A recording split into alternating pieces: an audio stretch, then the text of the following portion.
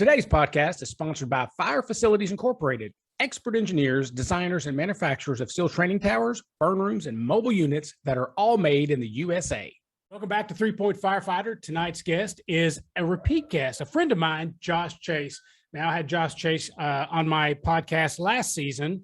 Me and him hit it off pretty well. We bug each other pretty regularly. Now, Josh is a fire lieutenant with Norfolk Fire Rescue. It is a 15-year veteran of the fire service. Thank you. I said it right. Norfolk. Yep. He's at Norfolk. Oh, no. And Norfolk. He's at Norfolk. Now, if you know anything about Josh, you know he's got a passion for leadership, but his niche is a little different. His idea is for you to lead yourself before you lead others. And he's written a couple books about it. Now, one of my all-time favorite books, and those people that listen to my podcast know I've mentioned his book several times, and it's the Jump Seat Leadership book. Love it. Yeah. Great book. Easy read, and it's just packed with great information. But now he's got a workbook coming out for it, and I have ordered mine. Haven't received it yet, so I'm a little pissed about that. It's coming. It's coming. And then he also, he's so humble. This is how humble the guy is. I got to brag on him. So at no time, now he's got a friend with a podcast that can help put his message out there. At no time has he ever asked me to help whatsoever. Hey, can we do a podcast on this? Never. I had to bug him. And I'm reading his description, and there's about 1 million things left off his description, because he's a humble fella. And I like that about him. He's not trying to, he would be a horrible car salesman, be like, hey, I'd like to buy this Mustang. You'd be like, well, if you want to, that's fine. It's just, there's other cars out there. Yeah, whatever. Yeah, I wouldn't be good at selling cars. You do the daddy-daughter date cards. You got, you've written books on marriage. You have the Ripcord, which I cannot wait to get my hands on. Yep. And so I got to hold you because I really want to help, because I believe in absolutely everything you do. But before we get started, catch me up on what you've been doing since the last time we talked. Oh, geez. So last time we talked, first of all, we got introduced. So that was kind of cool. It's been a cool relationship, how it's building. Mm-hmm. I like it. So no, it was just the leadership stuff, passionate about, obviously, like what you just talked about. Leading from the jump seat, leading from wherever you're at, regardless of rank or position. That's been my big thing over my career. For most people, they would say I got promoted late in the game in our department. I was at 15 years where guys were getting promoted at 6 and 7 years.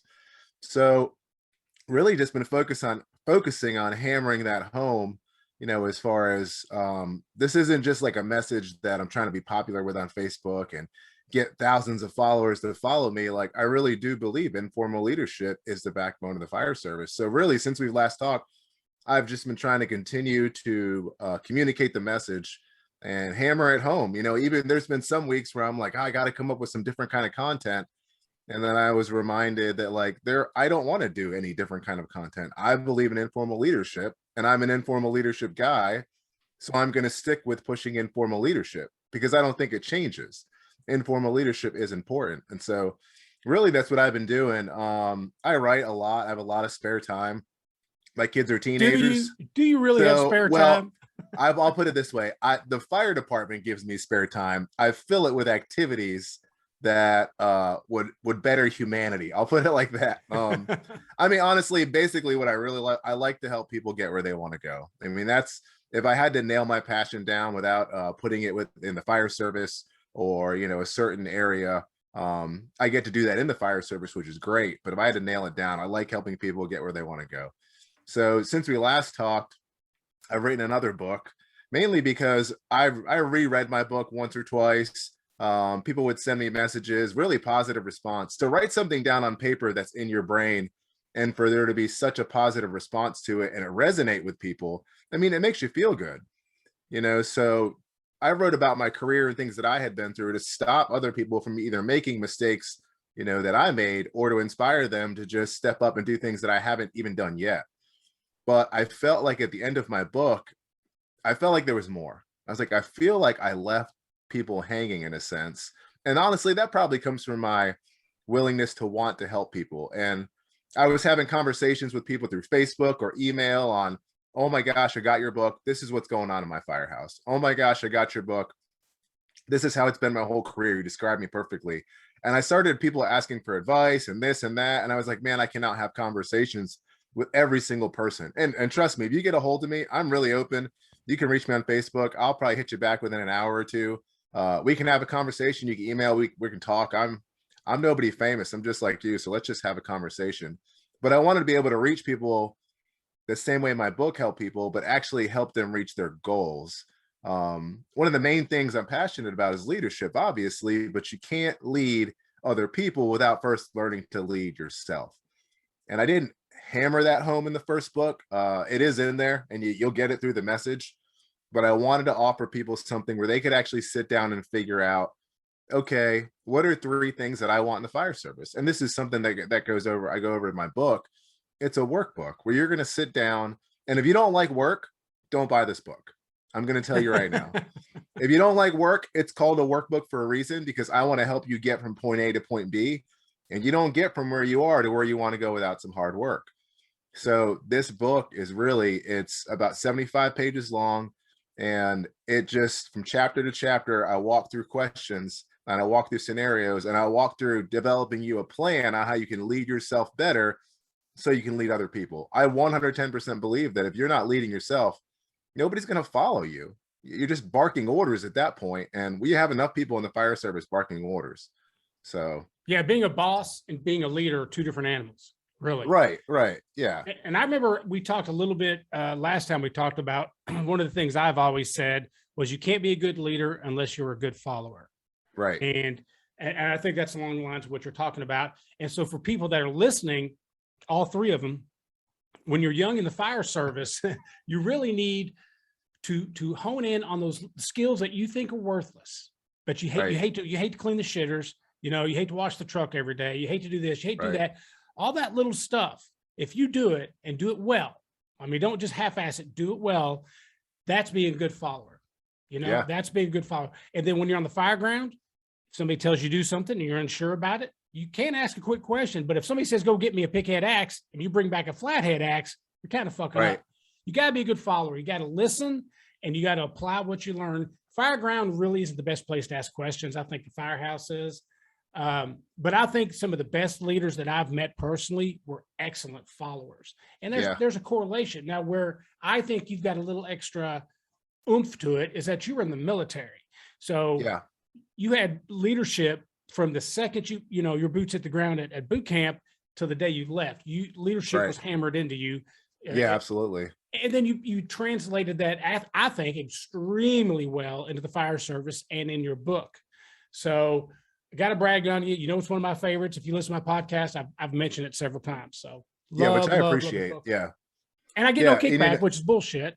And you like to tell people how you try to help them. But I remember I tried to get you to co-sign on a loan for me for a yacht, and you told me no. Yeah, right. So, a yacht. Well, when this book makes it big, we can talk.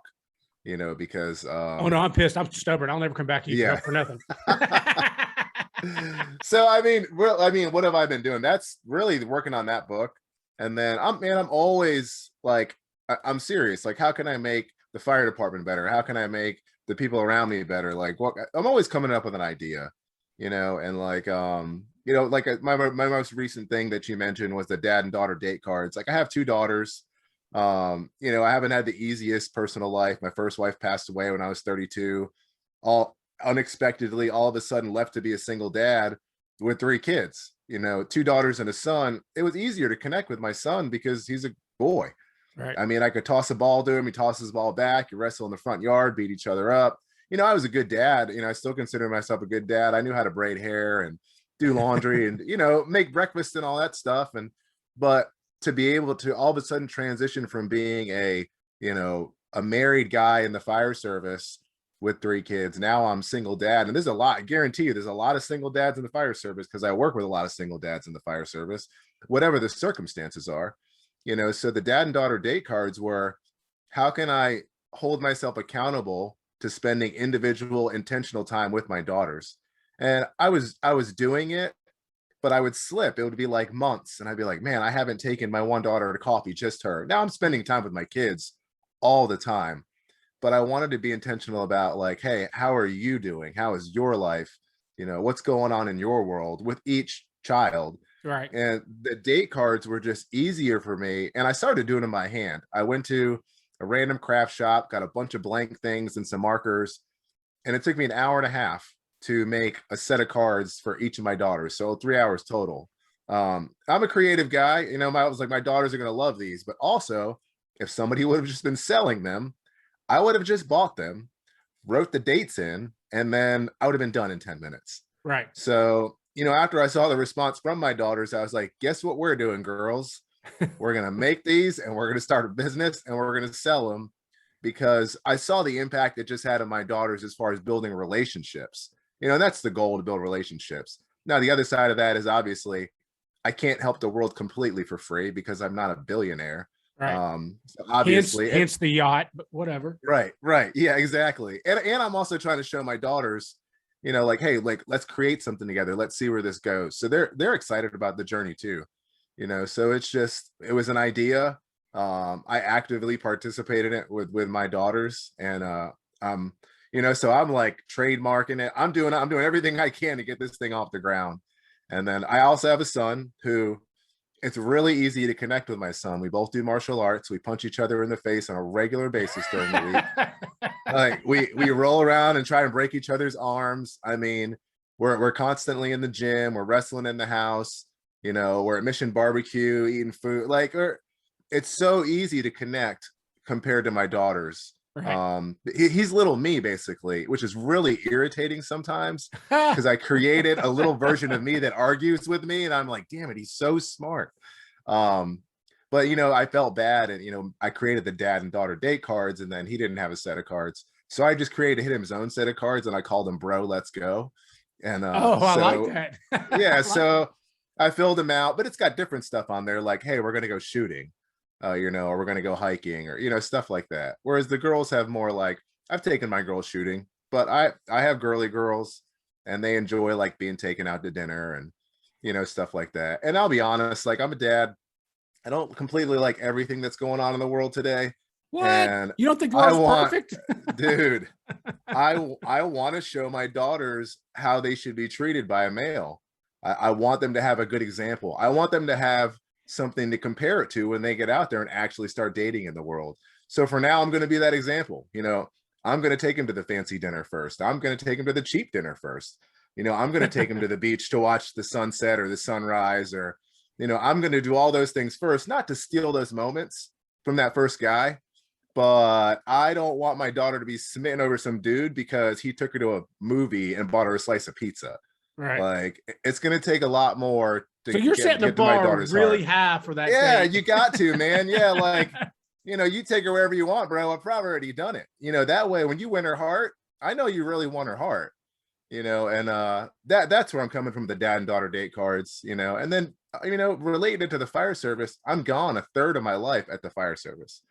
So 33% of my life for 25 years, I will be at the firehouse. And I'm available. I can always come home, but that's a sacrifice that the entire family and the people listening know what the sacrifice is like. It hasn't been easy over the past 25 years, because everybody knows a third of your life you're at the firehouse, but when you come home, you can't completely leave everything at home. I wish I could, but if you don't sleep for 2 days straight, you gotta catch up on some kind of sleep, or you're not the same person when you get home. Right. So they may not get fun dad every morning. They might get like, hey, let's watch a movie, dad, which is code for I'm gonna sleep while we all watch the movie. So the dad and daughter date cards, I got that coming out. I got all my first round out. I actually just redesigned a whole bunch. I should be getting them next week. And then the Ripcord rescue strap, dude, I'm mind blown that nobody has come up with this prior, or Right. that it I don't think I've gotten it in front of the right people yet, that it's not taken off yet. So basically what was happening with this was, I'm big on SCBA familiarization, and I like to train as you fight. Yeah, You and me both. I like to train as you fight. So what we were doing was, I would get a guy in full gear. I would get another bottle. I would put it in another room. I turn the bottle on, no tricks. The bottle's on, it's active. The pass device is going. I'd have another guy outside the door, full gear. I'd turn his bottle on, and I'd say, hey, listen, I'm going to cut your bottle off. I'm going to open the door. Right in front of you is an air pack. I don't care how you transfill or buddy breathe or whatever's on your pack. I don't care how you get air from this pack to that pack. You just can't take your regulator out of your mask. That's the only thing I don't want you to do.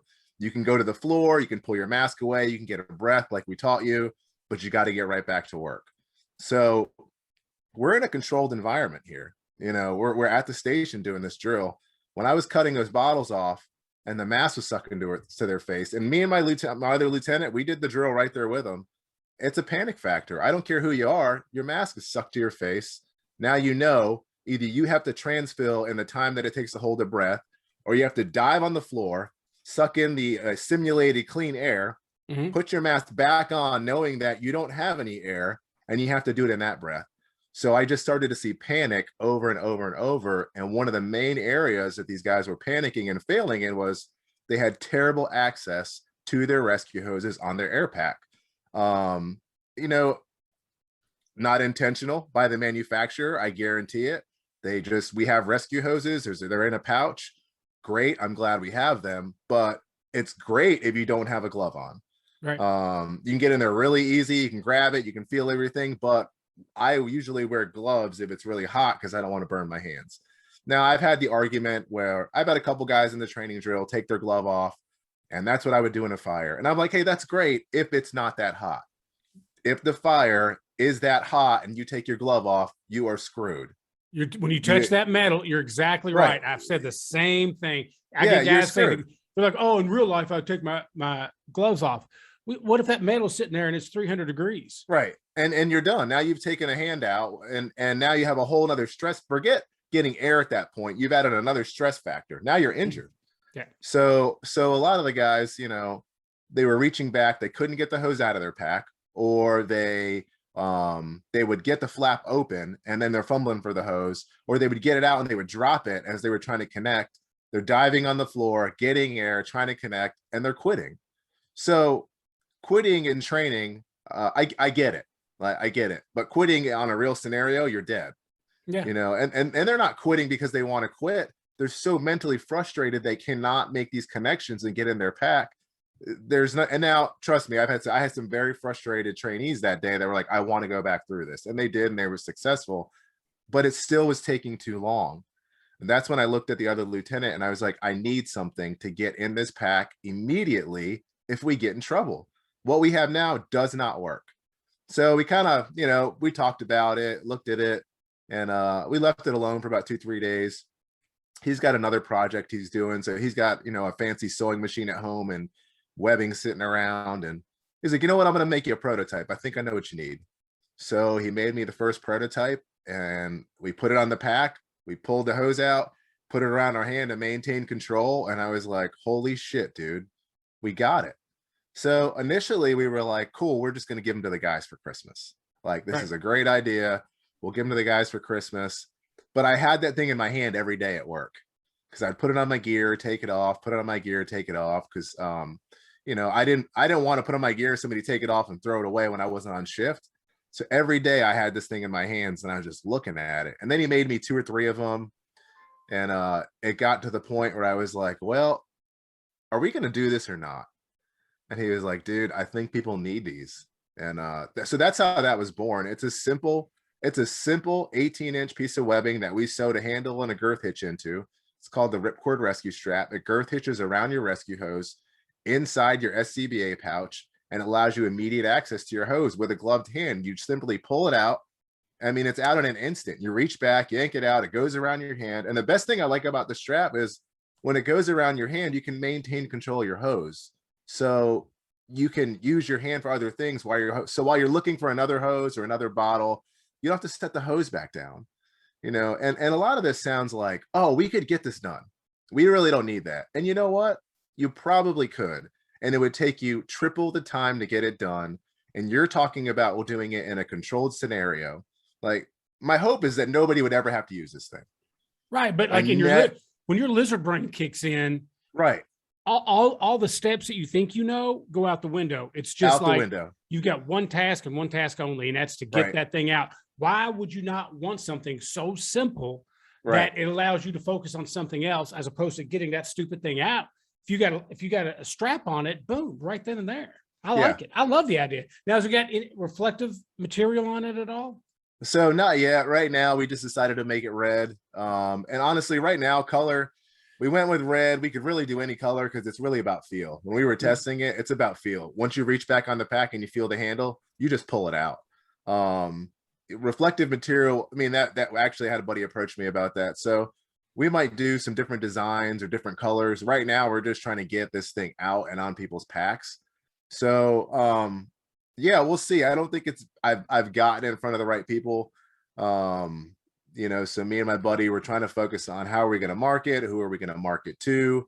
I've reached out to MSA once or twice, but I think that's going to be a 35 phone call endeavor to get a hold of them and say, hey, like I have something and you guys need it. Kudos to Scott Pack. Their most recent packs have a pretty cool design on them where their rescue pouches actually open where you push down and it just opens up and there's a small strap sewn into it, so it's easy to get open. Right. So kudos to Scott Pack for that design, that somebody's actually improved the design of the pouch, but still with the Ripcord rescue strap, it allows you to maintain control of your hose. And like you said, when you go to that, when you're, call it lizard brain kicks in, it's back to the basics. Your 12-step process of how to become sober doesn't work. It goes back to your 1-step process of don't drink alcohol. Yeah. So it's the same thing in firefighting. We talked last time we talked, I got trapped in a building in 2019 with a kid in my arms that I was rescuing. And I was like, well, shit, I got the kid, but now I'm trapped. So my mind instantly was like, hang on, what do we do here? Oh yeah. In the academy back in 2005, I was taught find a window, find a door, find a wall, and that's what I did. And I got out. Basics. Yeah, my mind was like basics. I didn't search the floor. I instantly just started walking. I was like, I'm going to run into a wall, minus the furniture, coffee table, and everything else I knocked over, but I found a wall. And that's the same concept with this strap. Is it's so basic, and I think that's firemen are our worst enemies with this stuff, because we'll go on YouTube and we'll go on Facebook and we'll see something and we'll go, that's cool. And we'll brush right by it, because who dies in a fire? Who dies in the fire service? Yeah. I get emails on my phone every single day that says, hey, somebody else passed away today. Yep. Somebody else passed away today. I get a fatality notification on purpose to my phone every day to remind me that today could be my last day in the fire service. And that's not, to me, it's not a grim reminder. To me, it's a reminder of, hey, I'd like to go home in the morning, so I'm going to make every effort I can do to do things right today, because there's better my chances of getting home in the morning. But that's the kind of the story behind the strap, how it got developed. And so I'm hoping it takes off, and it can help people. And I think that's what mind boggles me. So I pushed it to my department, right? The chain of command, because I work there. Right. Like I work Norfolk. There. Yeah, I see twice. You sound like a local. This is getting scary now. Norfolk. So I work for Norfolk Fire Rescue, and I'm like, hey guys, I'm offering this to the rest of the country, and I think it's a great tool. What do you guys think? Conflict of interest since you work here, so I don't know what we're gonna do. And I said, okay. I kind of chuckled. And I was like, okay, that's fine. There's nothing I can do about what you're telling me. If that's how that goes, then that's the policy. No big deal. And I'm not sure that it'll go that way. That's what I was initially told. Mm-hmm. I'm like, but you have the guy that created this, who would probably do it at discount because he works here. And let me make him on duty. Right. Yeah. It could have this on every pack, and we could pioneer the way to make this thing work. And you're telling me conflict of interest. I'm like, so to me, we have every department has their own issues going on, but I'm like, do you care about your people? And I didn't go that route with the chief that day. I just said, okay. But I think we are our worst enemies, me included. We see a cool piece of equipment and we're like, oh, there's 70 things that can make our job better. But I'm like, this is just a simple tool that you leave on your gear that could potentially save your life. And I don't want you to be in a position to where you're proving me wrong. Right. I really don't want you to ever have to use this, but to be able to train and have it on your gear in case you need it, and avoid serious injury or possibly a fatality, it sounds silly to me not to have it. Well, don't feel too bad because and there's going to be some fire nerds out there that might correct me, but I believe Hugh Halligan, when he made his first bar, New York City didn't buy him. His first big order, I thought, was like Boston, and now you find them all over New York City. Oh, it's my favorite tool. I love that tool. You probably like the 3-piece pinned one the best, don't you? The 3-piece pin. I like the solid. The solid piece of iron Halligan bar, the one You don't piece. like the shitty pins that break? Oh, come no. on. Oh, I can't. I don't even like looking at them. When we first got a couple of those, I wanted to hide them so nobody would use them. I mean, I love that. That's my favorite tool by far. Love it. I don't have a solid explanation why. Just when it's in my hand, I feel like a fireman. I don't know why. Well, honestly, that was my favorite tool to carry, not even as irons. Because you could do just about everything with it. I mean, think about it. There's so much you can do with just a Halligan. But anyway, so don't feel too bad. Your product's going to take off, and then your department's going to come back to you hat in hand and say, Mr. Chase, we would like to buy them. And you can say no. Yeah, and it's no longer at a discount, my friend. It is now double the price. Double the rate. Yeah. So, it's no, it's, like I said, I'm always, coming up with something to help. I'm like, if this can help, I'll do it. I'll take a stab. I'll throw an idea at the wall, see if it'll stick, So in the midst of that, like I wrote the other book, Ripcord Rescue, the dad and daughter date cards. Lately, I've been like, I got an idea. I'm going to put it out there, see what happens. See, that's amazing because it's because we both know Jared Sergi and my story, and people have heard before. The only reason I'm doing what I'm doing now is because I read Jared Sergi's book On the Beach, and I couldn't help but think about how hard it was for him to put that out there for everybody, right? And I remember thinking to myself, I was like, if he can do this, maybe I should try to do something and put it out there, which turned out this. So, which you two are the Norfolk Leadership Mafia. I've already dubbed you to that. So we got to get on the show together. We got to do it. I'm trying. Jared won't even return my calls. He has sent pictures. Signs that he cursing out my wife and my children. He says my dogs are stupid. He's very, very mean to me. So kind of erroneous. Yeah. So although I did see a picture on Facebook where he's dressed up like a family vacation or a Christmas vacation. Oh, I'm not. That is on in the background right now. I'm not going to lie. That movie is on in the background. Yeah. Perfect. Great movie. Oh, so I would love to have you two on here. We've tried before to get that to happen, but it's a timing thing. So it is Christmas time. So there's a Christmas time debate out there, and I'd like your take. Yes, Die Hard is a Christmas movie. Okay, that you knew exactly what I was going to ask. Yes. I'm the opposite. What? I thank you for being on 3-point firefighter. It's so funny to hear. Like 98.9% of the fire service is like, we are no longer friends. Yes. I'm like, it's a movie that came out during Christmas, but it's not qualified. But due to popular demand, if you actually Google it now, it'll actually pop up as a Christmas movie on multiple platforms because of people like you. So you should be proud of yourself. Okay, let me ask you this. Rudolph the Red-Nosed Reindeer is a Christmas movie. Absolutely. Okay, now Rudolph didn't have a whole lot of friends. He was kind of on his own, and he had to use what limited powers he had to save Christmas. John McClane got into the air ducts, didn't have any guns, right? He had to kill people to make Christmas happen for everybody else. To me, it's the exact same thing. So Rudolph and John McClane are the same person. Thank you. Yes.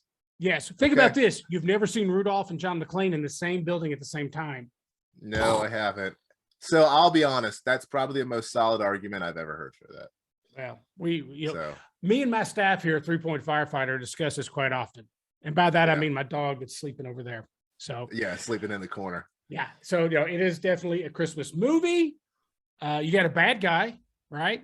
Christmas movie has a bad guy. It was the weather for Rudolph. Yeah. But, right. And here's the thing about Rudolph. Rudolph was kind of a pussy, if you think about it, because all those other reindeer treat him like garbage. But when they needed him, he was like, oh, yeah, I'll be part of your clique. See, I wouldn't have done that. I would have said, Santa, get rid of those some bitches, and I will take care of the sleigh. Hire some new staff, and I'll pilot your sleigh tonight. Yeah. He was a doormat. But I digress. John McClane he might be Santa Claus too. Now think about it. Yeah. So what's your favorite Christmas movie? besides Die Hard? Oh man, I have to go with Christmas Story. So I have two, and I don't know if that's allowed, Oh, but you can have two. You can't have more than four. okay, so I have two. Christmas Story is my favorite. Like, I just think it's hilarious, the whole movie for some reason. And It's a Wonderful Life would be my serious Christmas movie. Okay. I love that movie. I don't care what anybody says. Ever since I've been a kid, I'm like, it still has a great message, Okay. and it is a timeless message, and I watch it during the summer. So I can't. Yeah, that's probably all time favorite. Okay. Christmas Stories in there, and I was educating my kids. I'm assuming you've seen Christmas Story. Please don't. Please tell me. Oh, I have. It's not my favorite though. Well, you're love or hate it. Trust me, my wife can't stand it. You know what? I'm going to be. I might be the few people in between, because when they started playing it 24 hours on what was that, TBS or whatever? Oh yeah. I caught it so many times, I kind of got burned out on it. But I don't Okay, hate it. So Christmas Eve, I usually turn it on, Uh-huh. and then it stays on in my house, and then Christmas morning it goes on and it stays on because Okay. TBS doesn't do it anymore. So Okay. now I do it, and my kids are like, Dad, can we please turn this off? This is the third time this movie has played. So yeah, no, hands down, my Christmas movie. So my two favorite are Christmas Vacation, Right. hands down, Phenomenal. Elf. Yes, very Elf is good. perfect. And then the Burl Ives version of Frosty the Snowman, that old claymation one from when I was a Oh kid. yeah. Yep. And then obviously Die Hard. Yeah. Well, okay. I gotta let it slide. What? We started this podcast out as friends, and I don't It think was we're gonna be great. enemies, but at the same time, I Yeah. don't know if we're meshing. I don't know how this is gonna end up. It's Who okay knows? though. We'll try to get through the holidays, maybe January, we touch base again and see if we're still friends. How's that? Right. Yeah, let's do that. Oh, there's another thing. Me and my wife had this tradition, and it started. She started it years and years ago when she was at home. I was on duty, and she was just wrapping gifts, and she was just turning on the TV, just flipping channels, not looking for anything, but just kind of flipping. And all of a sudden, there was a cartoon about Christmas, and she started watching it, and then it got really, really raunchy. Turns out it was South Park, a woodland critter Christmas. Now, Oh, if you're delicate, if you're very delicate, this is not the show for you. You've got to right. expand your mind a little bit. But Right. now that's our tradition is Christmas Eve. If there's no kids around, we watch that and wrap gifts. Right. We watch Christmas Vacation.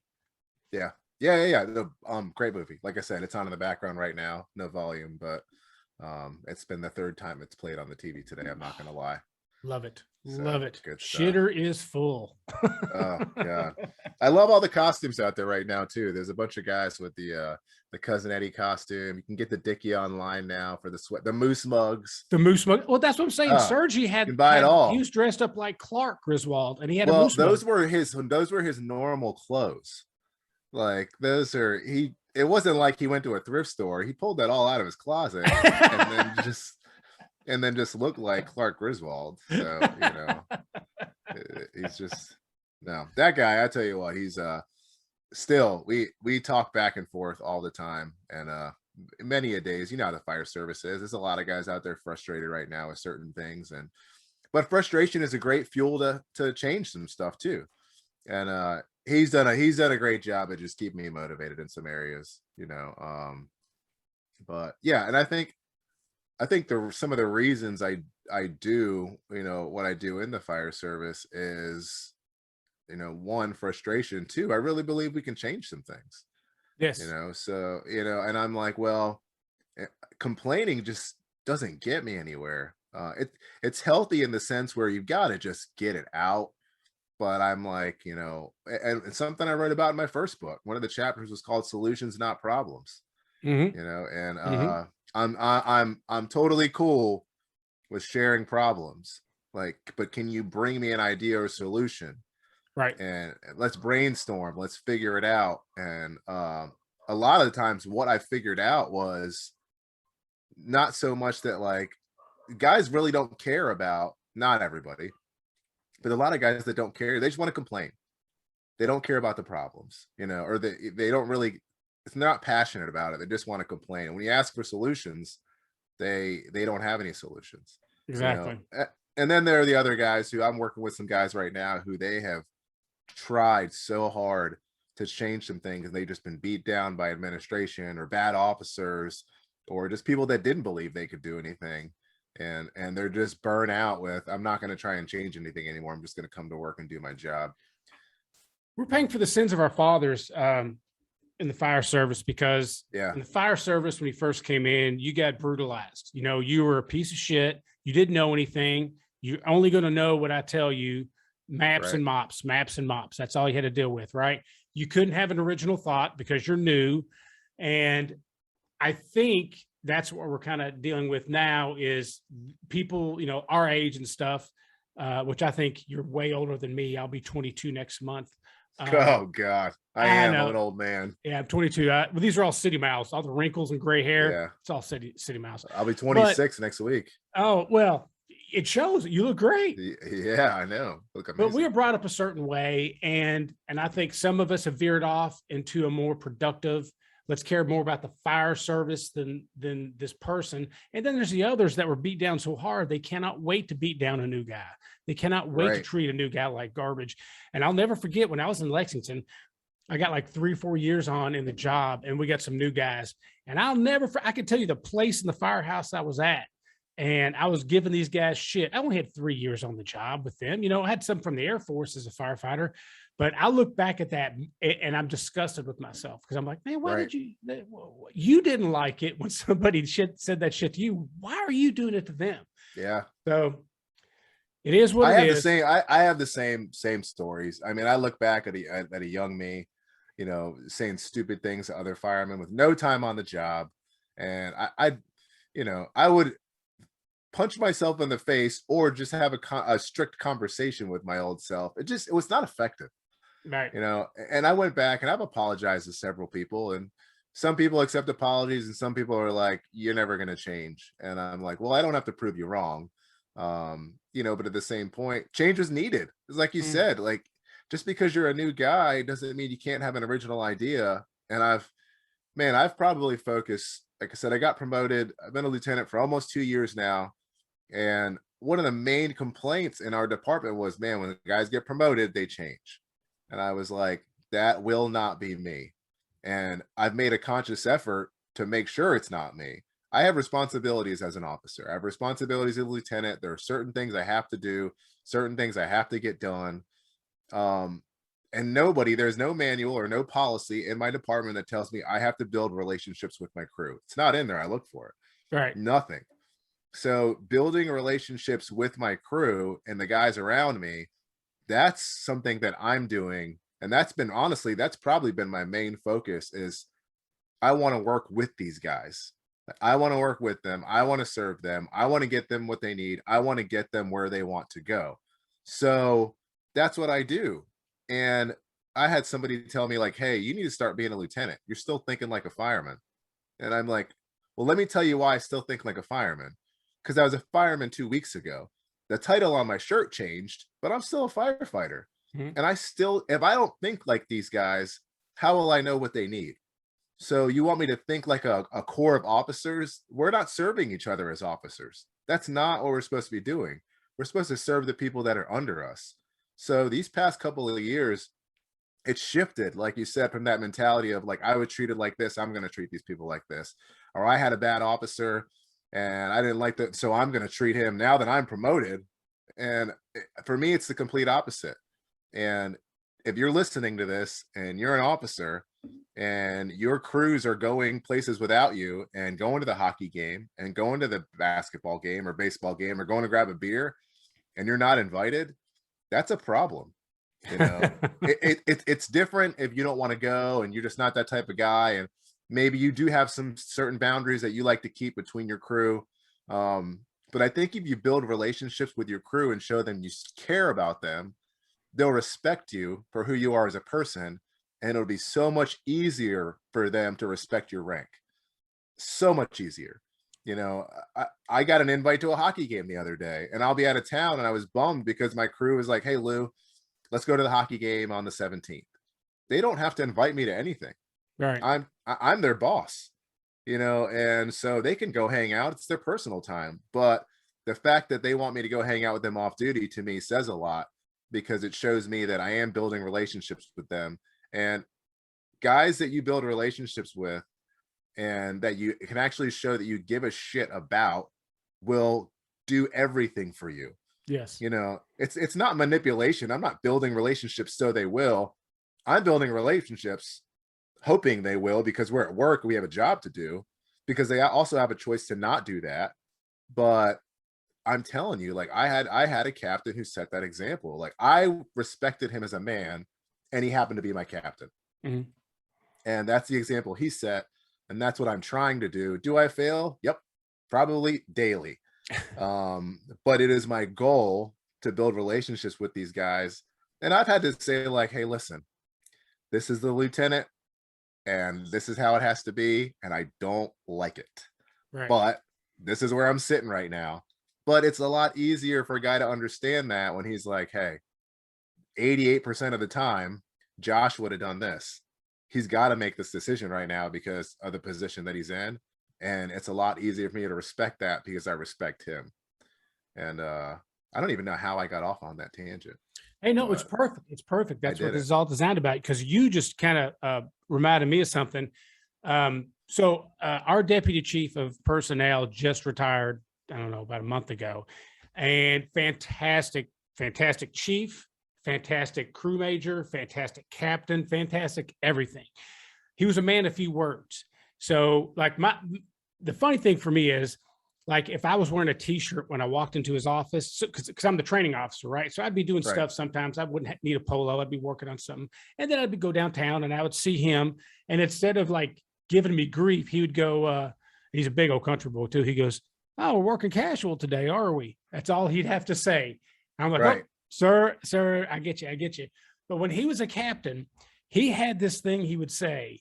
And again, country boy, man of few words. He never said anything that he didn't know for a fact. Okay. You couldn't challenge him, but he would always say, don't make me be a captain today. Just like that. Yep. Yeah. Don't make me be a captain. It's just, I don't want to be a captain today. I want to come and relax and enjoy myself. You guys know the job. Don't make me be a captain.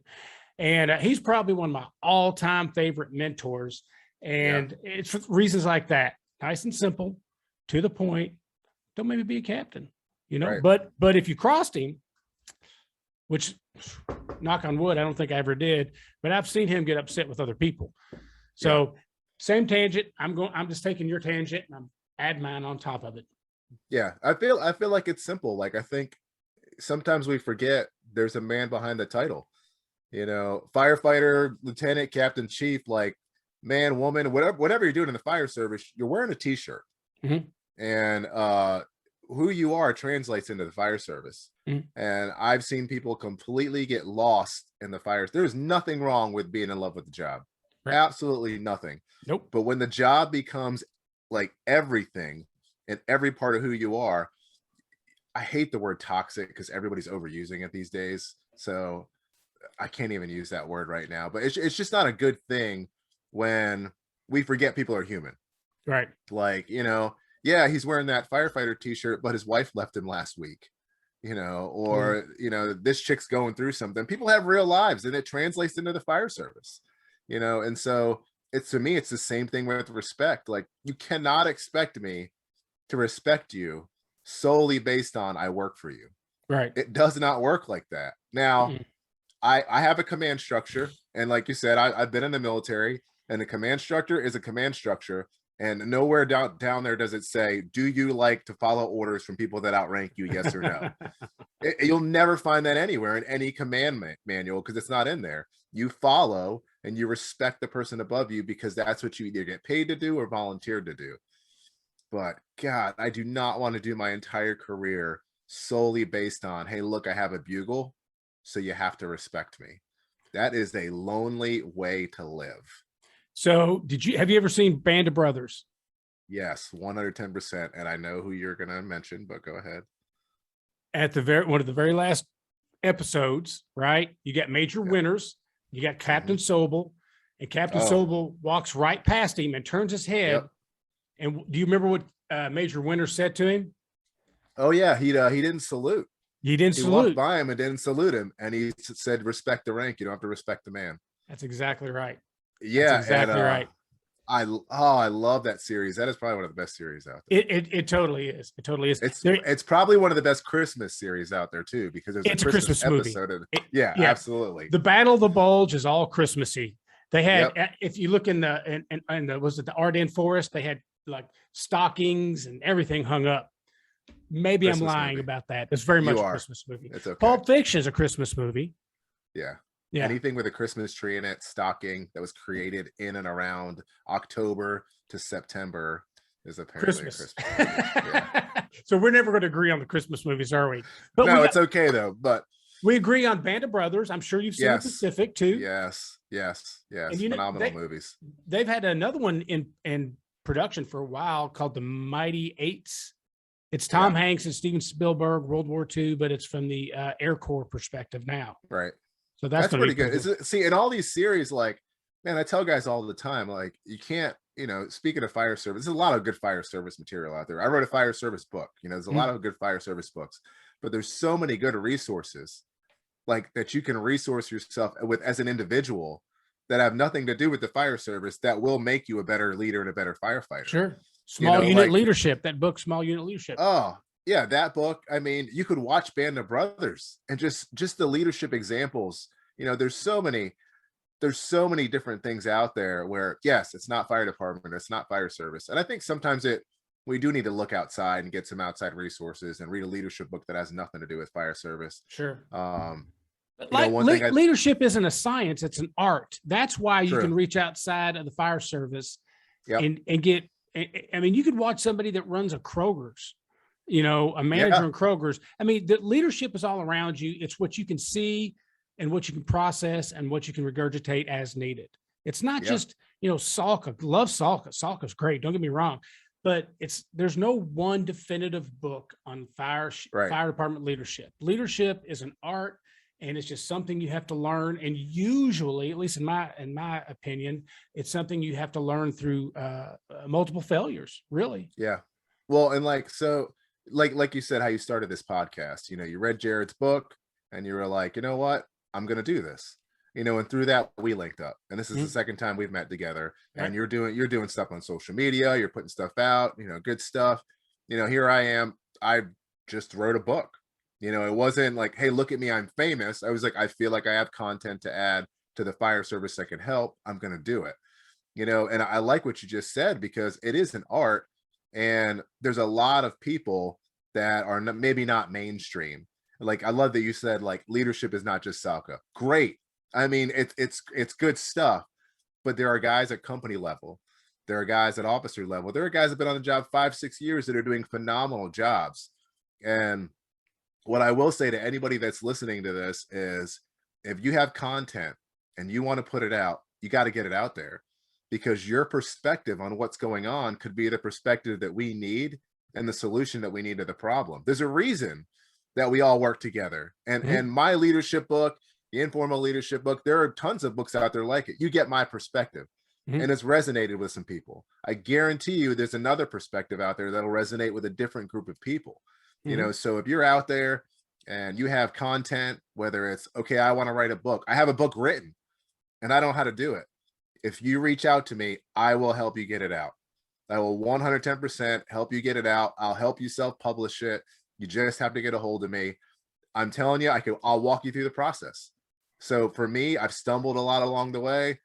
I pretty much have a system developed where I'm like, if I want to write a book, I just have to write. I know how to lay it out. I know how to do small cover design. If you are out there, this includes you, Jake, I've got a book in mind. I've got a great book. I've got 2 books in mind, actually. Dude, I mean, I'm telling you, like, a lot of guys are like, how would I even start to do this? So the first thing I would say is, one, you have to write it. If you're going to do anything, you have to write it down. And then, I have editing connections. I can help you lay it out. I can help you do the self-publishing. I just don't want guys to think so small where they think, I'm never going to be a New York Times bestseller. Right. So that's okay. Because if you have something that you can pass on to somebody else, you may affect 5 people.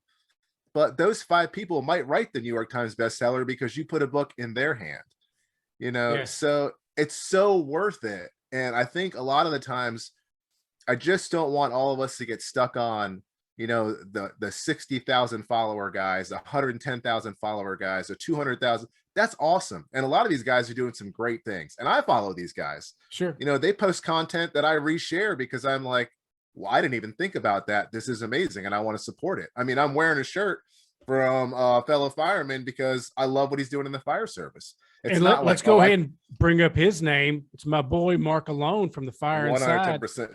Yeah. So I'm not like, I got to wear jumpsuit leadership stuff and jumpsuit leadership stuff only. I'm like, no, the Fire Inside and the stuff that Mark Alone writes, on a regular basis is killer. Oh yeah. And his perspective is what I need. And he's another individual. So I think there's so many firemen out there. And I think we need to be more about, I'd like to see quotes from random guys. I started a Facebook page. You called it Jumpsuit Leadership. I wrote a book and I'm out there posting content from my perspective. But there's so many perspectives out there and I want to hear about them. If you want to put a book out, let's get it out. Let's do this. Let's change the fire service together because me and Jake are not going to do it by ourselves. We're trying. So here's the thing. I've never met, you're included, I'm included. I've never met anybody that's written an article, has a podcast, written a book, whatever, has a class, goes around the country that has ever said it's about me. It's all about being part of the national conversation. Yep. That's all we're trying to do. We're trying to be a part of the conversation on a national level. I feel like I've got things I can say. I know you've got things to say. And it's more humble than it is braggadocious. It's not like I'm doing this for me. You're not doing that for you. It's like, you know what? The fire service has given me so much. I'm almost lazy if I don't give back to the fire service, not just your company, not just your department, but the fire service in general. It's given me 28 years of great Christmases, nice cars for my kids, college degrees. Give me everything. The bare minimum I can do is try to give back. And I think the more people I meet are just like that.